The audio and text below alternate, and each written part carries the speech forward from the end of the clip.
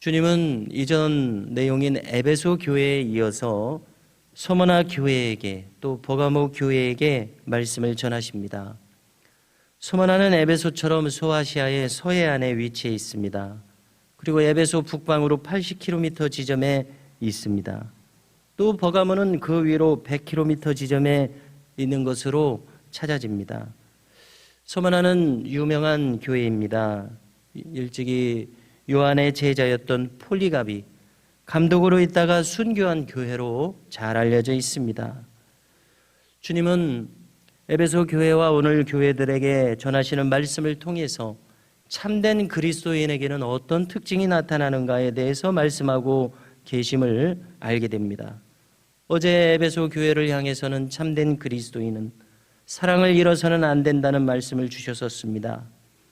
오늘 이 두 교회를 향해서는 참된 성도의 길은 박해를 피할 수 없음을 말씀해 주시고 있다고 보여집니다. 주님은 서머나 교회를 향해서 그대들의 환난과 궁핍을 안다고 말씀하고 계십니다. 서머나 교회는 나중에 이 빌라델비아 교회와 더불어서 오직 칭찬만 주어졌던 교회였습니다.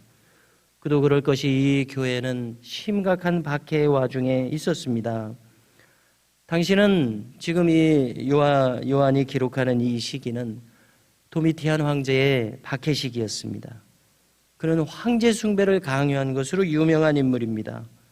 불응시에는 재산을 몰수하는 등 사회생활과 경제활동을 막아버리는 이러한 극단적인 박해가 주어졌었습니다.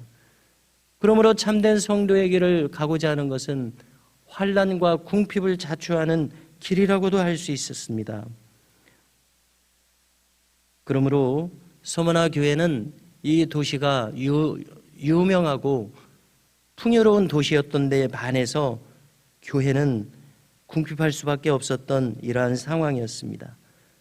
이러한 환난과 궁핍을 안오라고 주님은 지금 말씀하고 계십니다. 위로하고 계십니다. 이러한 이 경제적으로 비슷한 위기를 다른 시대와 환경에서도 찾을 수 있는데요. 오늘날 많은 뉴스 보도들을 통해서 전해지는 바에 의하면 저 이집트에는 곱틱 정교회라고 하는 교단이 있습니다. 자, 여기 기독교인들은 이집트의 약 10% 정도를 차지하는 기독교 인구인데요. 이 이집트는 이슬람 주도의 국가입니다. 그러기에 이슬람 주도의 모든 정책에 의해서 곱틱 기독교인들은 사회적 경제적으로 소외되어 있습니다. 그래서 이 교회의 기독교인들의 아이들은 교육을 잘 받지 못하고 이집트 카이로 외곽에 있는 쓰레기 하치장에서 재활용품을 줍는 일을 주로 한다는 것입니다. 그러므로 이것은 신앙에 의해서 받는 궁핍이요 소외임을 알게 되는데요. 비슷한 맥락에서 서머나 교회도 같은 어려움을 겪었을 것으로 여겨집니다. 주님은 이 교회의 형편에 대해서 말씀하십니다. 여기에는 자칭 유대인들이 있다. 자칭 유대인이란 무슨 의미입니까? 그들은 진실된 이들이 아니라 한마디로 쉽게 말해서 가짜들이란 이야기죠. 그들에게 회당이 있지만 그것은 사탄의 회당이라고까지 주님이 말씀하십니다. 자, 구체적으로 보면 이것은 그들이 황제 숭배를 거부하는 기독교인들을 밀고 있기 때문에 그런 것 같습니다. 참소하고 고소하는 것은 사탄의 전형적인 행태 아니겠습니까? 주님은 이 교회에 장차 심각한 박해가 닥쳐서 10일 동안 환난을 받겠다고 말씀하십니다. 생명을 무릅쓰고서라도 신앙을 지키도록 용기를 불어넣으시는 말씀을 주고 계십니다. 내가 죽도록 충성하라. 그리하면 내가 생명의 관을 내게 주리라. 이 유명한 말씀을 여기서 하고 계셨습니다. 들을 귀 있는 자는 성령이 교회들에게 하시는 말씀을 들을 것이요. 여기서 이기는 이는 둘째 사망의 해를 받지 않겠다고 합니다. 둘째 사망이라고 하는 것은 무엇입니까? 영원한 생명을 사는 관점에서 영원한 생명을 누리는 지극한 복락 속에서 그 영원한 시간을 보내야 할 터인데 오히려 영원한 형벌 속에 처해지는 것 아닙니까? 둘째 사망을 면하리라. 이것은 구원과 영생을 가리키는 말씀이셨습니다. 다음으로 주님은 버가모 교회에게 전하십니다. 그것은 사탄의 권자가 있는 자라고까지 표현하십니다. 그래서 이 배경을 보면 버가모는 또 큰 도시였습니다. 헬라 시대에는 버가몬 왕조의 수도였다는 것입니다. 뿐만 아니라 헬라 시대의 융성한 곳이므로 제우스 신 숭배가 아주 강한 곳이었다는 겁니다. 그리고 지금은 도미티안 황제의 황제 숭배가 역시 행정적으로 중심지답게 강력하게 시행되는 곳입니다. 그리하여 이미 충성된 증인 안디바가 순교한 곳이라는 겁니다. 그러니 도시, 즉 주님의 표현에 따르면 사탄이 살고 있는 곳에서 순교를 당할 때에도 믿음을 버리지 않았노라고까지 않았노라고 칭찬하고 계십니다. 그렇지만 이 교회는 칭찬과 더불어 책망하시는 대목이 따릅니다. 그 책망의 내용은 에베소 교회와 같았습니다. 여기서도 니골라당의 교훈을 따르는 자들이 있었습니다. 니골라당의 교훈이란 이름하여 무율법주의를 쫓는 행태입니다. 쉽게 말해서 복음은 은혜로서 주어지고 자유를 우리에게 주고 있습니다마는 이것을 왜곡해서 오히려 함부로 살아도 된다는 방종으로 빠져버린 것입니다. 달리 말해서 은혜로서 구원받았다는 것을 계명을 무시하며 살아도 되는 것으로 오해한 것입니다. 쉽게 말해서 십계명을 무시하며 사는 방식입니다.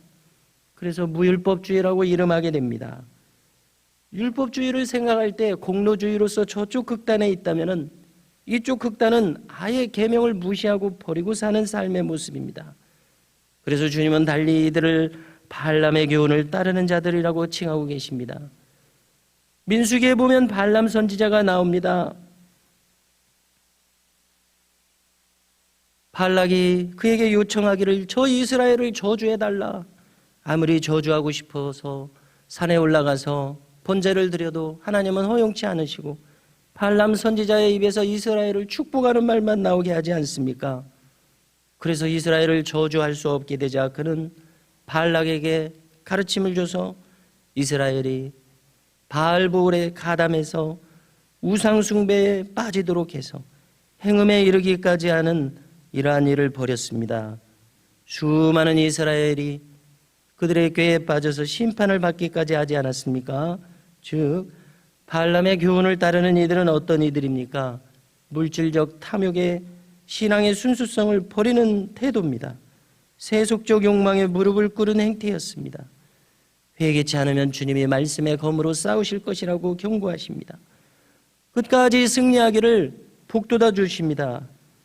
승리하는 자에게는 감추인 만나를 주신다고 하십니다. 만나라고 하는 것은 생명의 양식이요 영혼의 양식 아니겠습니까? 참으로 참 생명으로 살아갈 수 있는 힘을 주신다는 말씀의 은총을 주신다는 의미로 이해되고요. 흰 돌을 주실 것인데 그 돌 위에는 새 이름을 기록할 것이라고 하십니다. 이것은 받는 자밖에는 알 수 없는 특별한 이름으로서 마치 별칭과 같은 것일 것입니다. 주님과의 연합과 주의 인정하심을 보여주는 내용을 가진 이름일 것입니다. 예를 들면 충성된 자라든지 아무튼 받는 자와 주는 자 외에는 알 길이 없는 그러한 영적인 영예로운 이름을 주실 것이다 말씀하십니다.